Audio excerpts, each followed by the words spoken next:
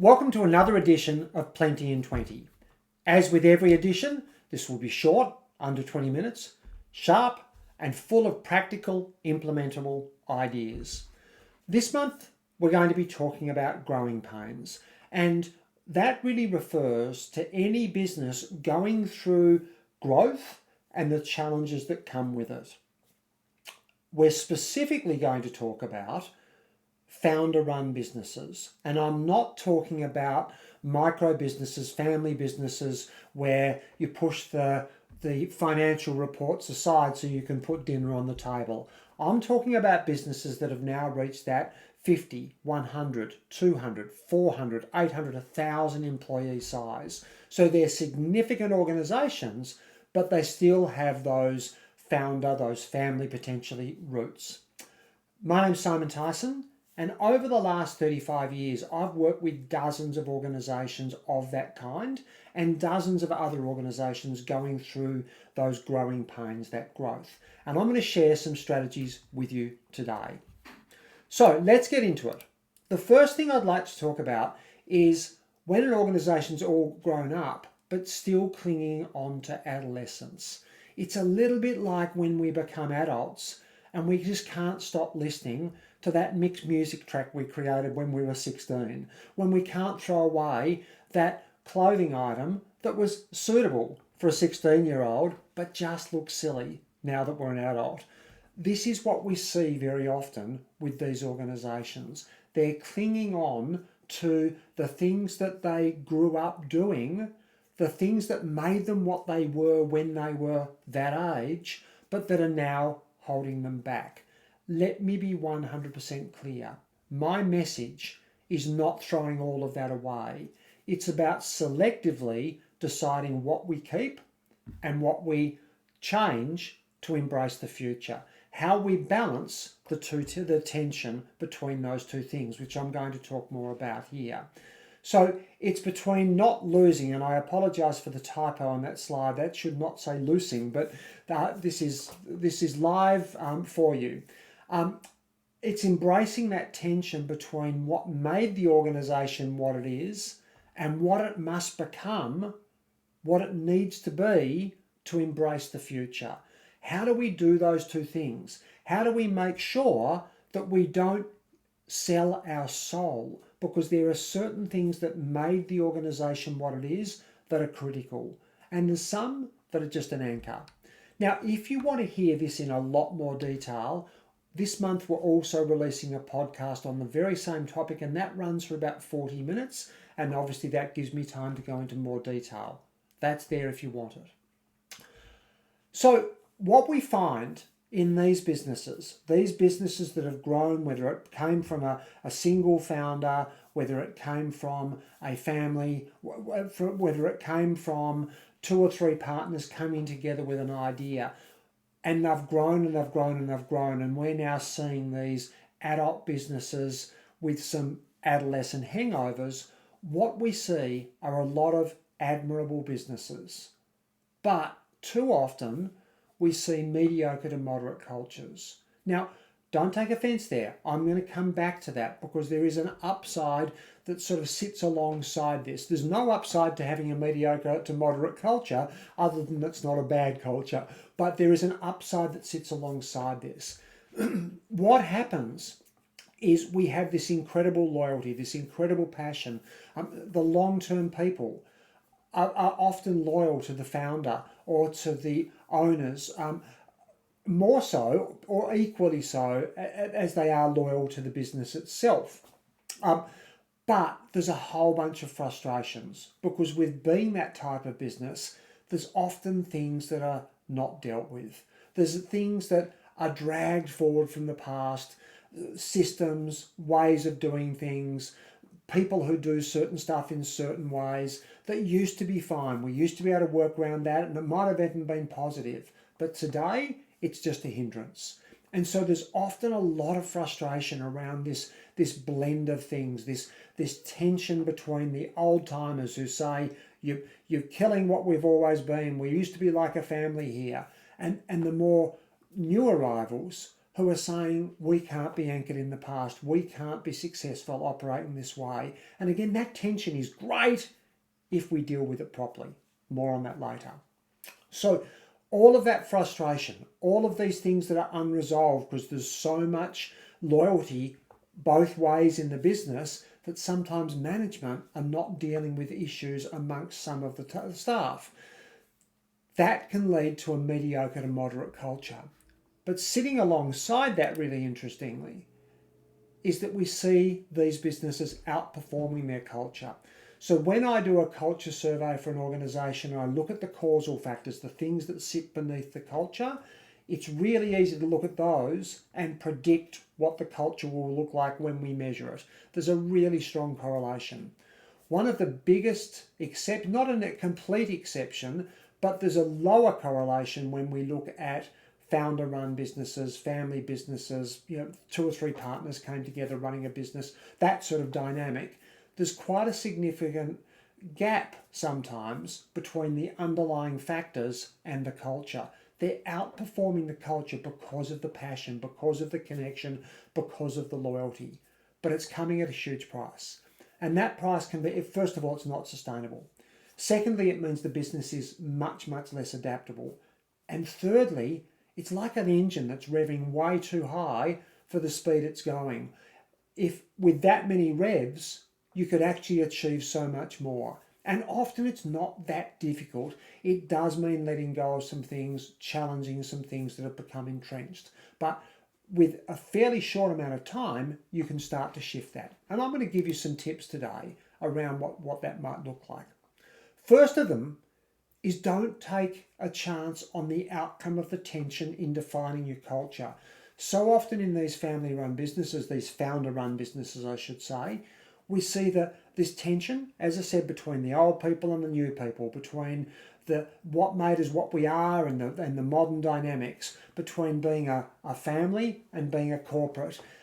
That tension is a wonderful thing if it's used deliberately. But so often we see, basically it's a wrestle, and whichever is strongest wins. And that means for a very long time, the old way is the strongest, and it wins at great expense. And then there's a shift when long-term people go, when old systems just break down. There can be no denial anymore, and we just have to move on from them. And there starts to become this shift, and then all of a sudden the new way takes over, and the old is lost. So don't take a chance on that. Define the culture you want. Now, if you're a regular follower, listener of our materials, you know we believe that a great culture is defined by 3 things. This is not what culture is. These are the 3 outcomes of a great culture. So one of those is it's got to be providing great experiences for the people who work there. The second is it's got to be providing great experiences for the people you serve, whatever you call them, in your organisation. And the third is it's got to be producing great results on all sorts of metrics. So define your culture on those 3 areas. What do we want the experience to be like for people who work here? What do we want the customer experience to be? What do we want the results to be? And I would say as part of that in this particular organisation, in these particular organisations, also try and define what is the blend of old and new that we're looking for. And again, a couple of tips coming up for that. So one is to define some values. Again, long-term listeners will know that I believe values have the potential to be either complete and utter bullshit or transformational, depending upon the role they play in your organisation. If they're pretty words on a sign, in the annual report, wherever it might be, forget about them. They're nice, they fill a piece of paper on the annual report, but they're doing nothing for you. If they're embedded in behaviour, they're defining a significant part of your culture. So I would be defining values, but I would be defining values in this organisation that deal with that tension deliberately. So they both build accountability, but they also capture the essence of the organisation.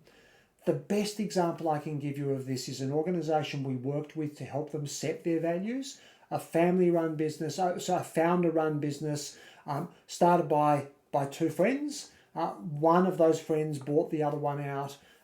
There's a number of family members involved in the business, but we're talking hundreds of employees. When they defined their values, they had some values like respect and accountability because they were really important in embracing the world that they were moving into, and dealt with some issues that were potentially happening in the organisation. They also had values around mateship. Whether you agree with that one or not, it spoke to their roots, to their heritage. It's where they came from. And the second one that they had was do it once, do it right, which is a phrase that the founder has used for 30 plus years, and everyone that's been there a long time knew that phrase, knew where it came from. It was meaningful to them. They can hear it and they know what that means in terms of behaviour. So look at your values and blend the heritage that you're trying to preserve with the new world that you're trying to move into. The next one I'm going to talk to you about, we could talk about vision, mission and purpose here. Now, vision, mission and purpose are great things, but again, they can get really wordy. They can get an exercise in ticking boxes, etc. I don't like it. Look, I get them as marketing exercises. I get them if they are genuine, if they're phrased in certain ways that are meaningful. And the only way that makes them meaningful from my perspective is if they speak to the team and they tell the team what behaviour, what standards, what service ethic is acceptable here and what's not. What do I need to aspire to? What do I need to be accountable to? And when people are accountable to both the values and the what, how and why, and when they're well defined, we tend to find great cultures. So I would say in terms of your what, how and why, make sure, and there's some great materials out there and I can take you through some of this, reach out, I'm happy to talk with you. When you define a what, how and why, it's simply what we do, how we do it that makes us a bit special, and there's a bit of your heritage in there, and why we do it. What's the point of doing this? What would happen if we didn't do this? And again, you can blend in that both your heritage and the future you're trying to create. Now, before we go any further, I want to tell you about some other resources. Every month we release a package of resources, almost all of them free, that are around a theme. I've already mentioned I've recorded a podcast on this topic. It runs for around 40 minutes. So there's a bit of additional content there. We have a blog and you can find that at that link on our website. You can search it by all sorts of things, by performance management, by leadership, etc., and find articles that go, and they're written in the same style we speak. We're not into big academic papers. We want well-researched stuff that has a practical application. There's a bunch of free resources, and every month the team creates some resources that support both the podcast and this Plenty in 20. So they can be cheat sheets, little summaries, wall posters, flowcharts, a whole bunch of stuff, some questionnaires and quizzes and self-analysis tools and a whole bunch of stuff. And the final one are our online programs. So we do have a series of online programs. This is the only paid thing I'm going to talk to you about. And you can either do those, they're a 6-month cycle, you can do one individually, or you can take on the whole 6-month block as a package. And there's some extra things we throw in with that. So they're there for you. Lost control of my mouse. So back to the content here. The next thing I'm going to say is make sure you tell the story. So capture the story of your heritage and then embed it in contemporary systems. Do you need appraisals? Yes, 100%. Every team member should get a lot of feedback, including formal feedback, at least once a year, and have some sort of development plan. That's a modern corporate system. To link that with your heritage, why not make part of your appraisal around their alignment with your culture and your values and how well they support the bits of your culture, the bits of your heritage that you are intent upon carrying forward. Every appraisal should do that anyway. In this case, it just adds that heritage component. Embed them in recruitment embed them in induction, in onboarding, or whatever you call it. You can embed them in regular management catch-ups. You can embed it in your regular meetings. So capture the story of your heritage, the bit that you want to carry forward, and make sure you tell it. I love this. You've got to decide what has to be bottled and kept forever. There are things that have made your organisation what it is. Some of them are the essence of who you are, and some of them are terminal if you keep doing them. You've got to have a really honest conversation about these things, and you don't have to sit down and identify them. It doesn't hurt as a leadership group to identify some of those things and decide deliberately what you're going to bottle and keep forever and what you're going to discard. You can also just do it as they come up, as you notice a dynamic, and say, well, that's actually really specific to us. Is that serving a purpose? Is that helping maintain who we are in a positive way, or is it holding us back? I'm going to give you one simple example. This is something we see so often in founder-run businesses is anyone, and it's probably, this is in that sort of up to about 300 or 400 employees mark or smaller. Anyone at any time can call the founder and have a conversation.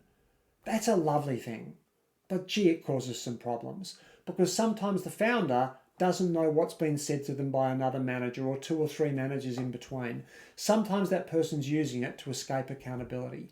Sometimes that spreads out. So now instead of just calling the founder, it becomes, the manager who's been here a long time. The executives have been here a long time. And they skip past their manager. They skip past, sometimes they use it for really positive reasons. Sometimes they use it to escape accountability.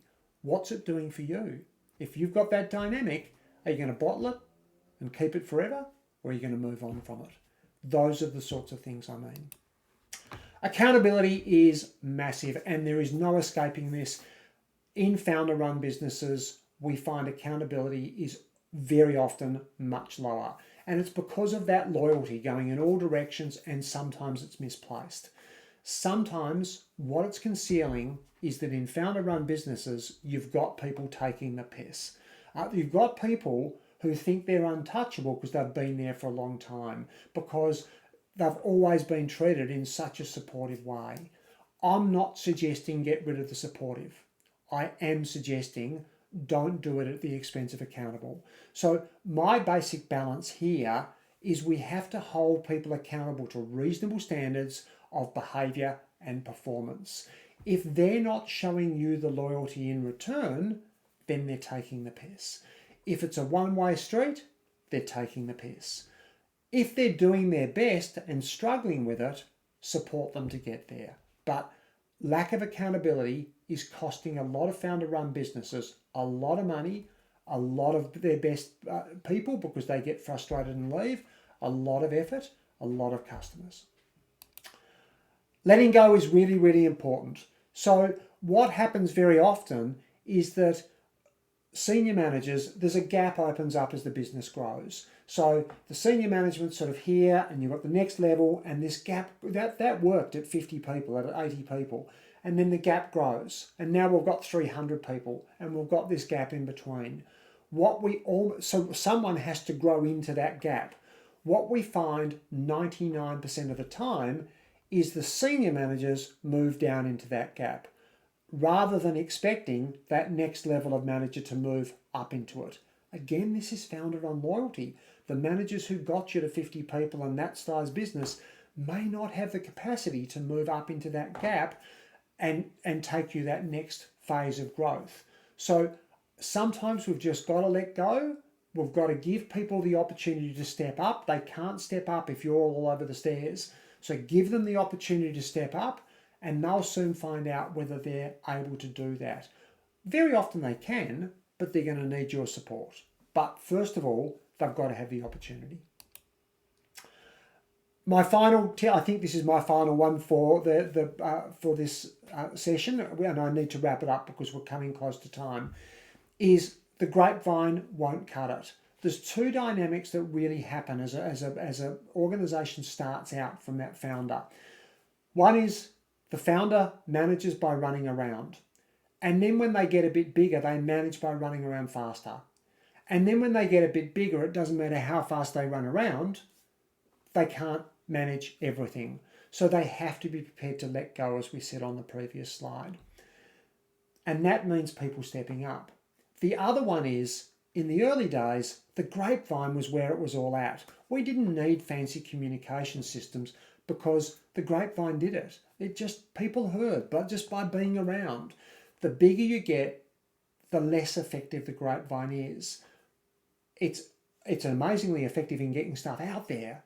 It's just really poor in making sure the right people hear it at the right time and that it's accurate. So you need to build some communication systems that sit around the grapevine, and you need to be deliberate about your communication. Now, there's a whole bunch of strategies we could talk about, but the one I'm going to really focus on is the most effective way to communicate is in person. You've got rows, you've got layers of managers now. What you as a senior leader need to do is make sure those managers have the information and have an expectation that those managers then communicate that to their teams. If they have it and don't communicate it, that's on them. If they don't have the information in the first place, that's on you. So your number one strategy is to make sure that you keep that level informed and keep the accountability around them communicating that on.